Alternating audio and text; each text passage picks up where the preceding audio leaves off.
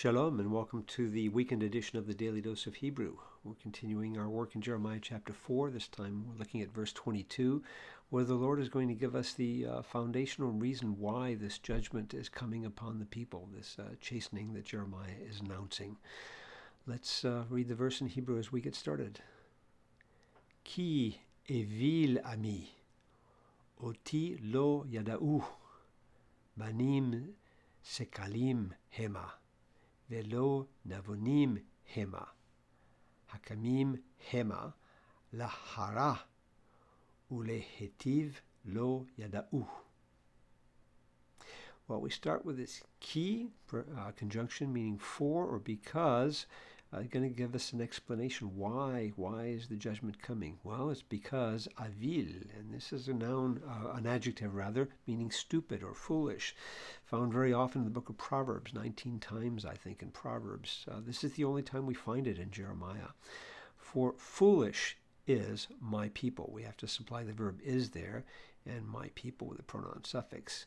My people is foolish. We would say in English, my people are foolish with that collective sense.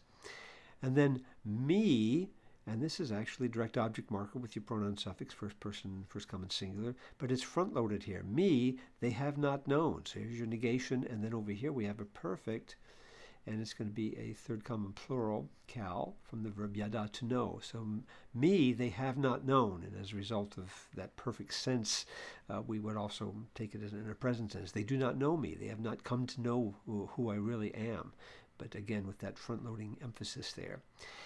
Banim, that's the plural of bain, sons, and then sakalim is the plural of another noun, which sakal, which means, again, foolish or without intelligence. So sons, foolish, they are, foolish ones, they are.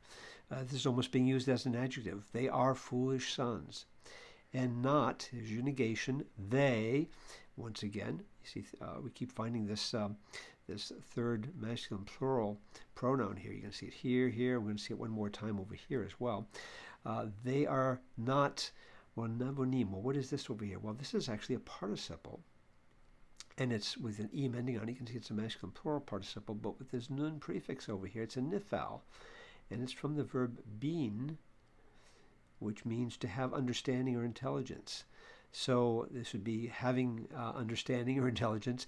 They are not having understanding or intelligence. In other words, they are lacking these things. Hakamim, well, this is the plural of hakam, which usually means wise, but if it means wise here, it's obviously in an ironic sort of sense. It might be better to translate it skillful, but again, you're going to see in a negative sense. They, skillful they are skillful, but to do what? Well, for... And here's an infinitive construct. And this one's a hifil. You can see this he or ha prefix here. And this is from the verb ra'ah, which means to do evil. So they are, quote, skillful to do evil. But, and there's a contrast, you can see a little bit of a chiasma with these two infinitive constructs here at the end and then at the beginning of this phrase. But to do, and over here we have once again infinitive construct, and it's going to be hifel, but this time it's from the verb yatav, which means to do good. But to do good, they do not know, just same as what you had over here, perfect third common plural kal. They do not know, they have not come to know how to do good. So they're skillful, quote, in doing evil, but not in doing good. Wow, it's sad to see the spiritual, moral condition of God's people here in this context.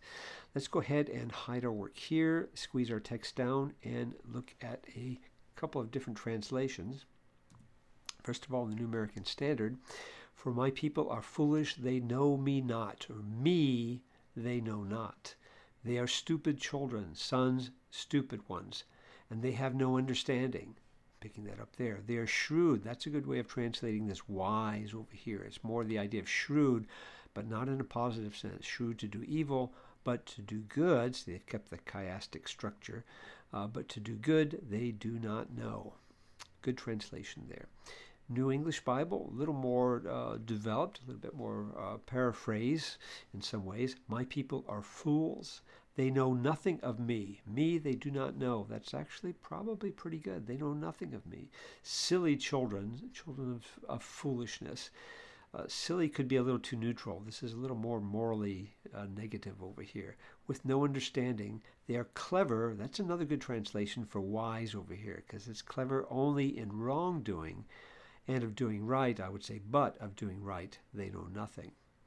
And then one that I found really quite strong, but actually not too bad, is Eugene Peterson's The Message here. What fools my people are.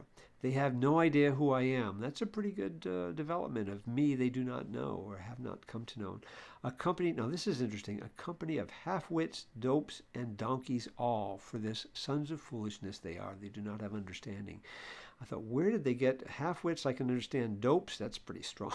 Donkeys, well, if you look at Psalm 32, I think it's verse 8, you actually find this understanding of not having understanding, where the psalmist says, don't be like a donkey, which does not have understanding. Well, maybe Eugene Peterson's thinking of that reference in Psalm 32, verse 8, because that seems to be the idea here. You don't have any more understanding than donkeys do. So I'm not justifying his paraphrase here, but I'm saying I think I understand where he's getting it, and it's probably not too far from the truth.